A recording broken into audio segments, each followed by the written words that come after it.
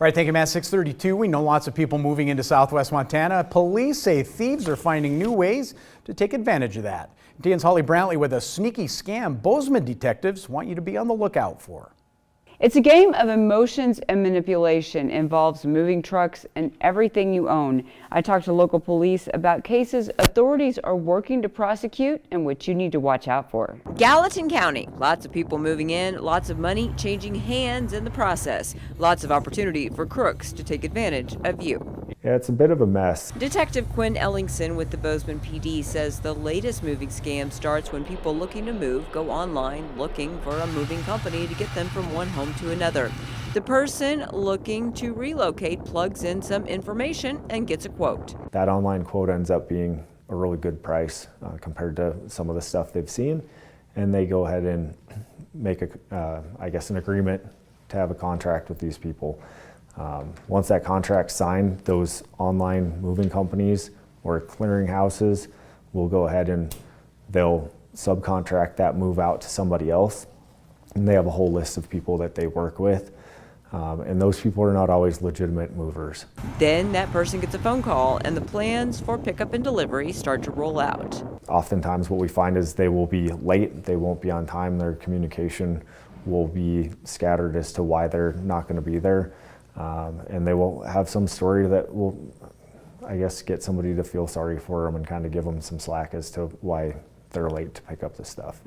Especially with COVID, there's been a lot of excuses. Montana's far away.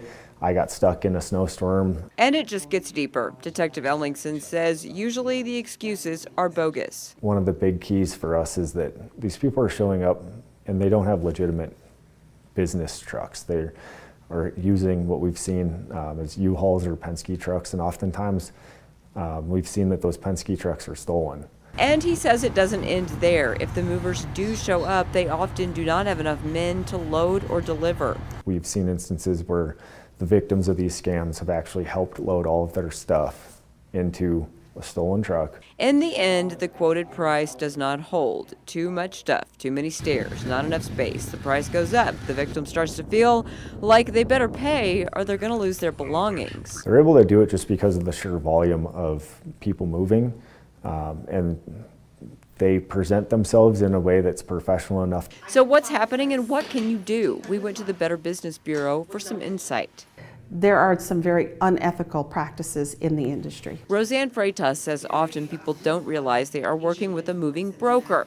They act as a third-party liaison. Not all of them are scammers, but it can be confusing. A lot of people don't realize they're hiring a moving broker.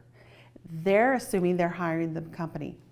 And the challenge comes in, the moving broker isn't the moving company. And ultimately, at the end of the day, you owe your money to the moving company. She says the deposit is often just for the bid, and then the assessment of how much stuff you have isn't taken accurately. So in the end, the consumer is told more money is due. Many consumers balk at that and say, no, I don't think so. And as soon as you do that, they shut the door and they take the moving company and they leave.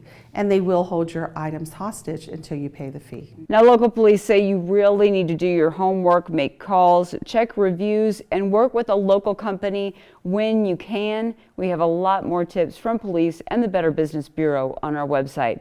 In Bozeman, Holly Brantley, MTN News.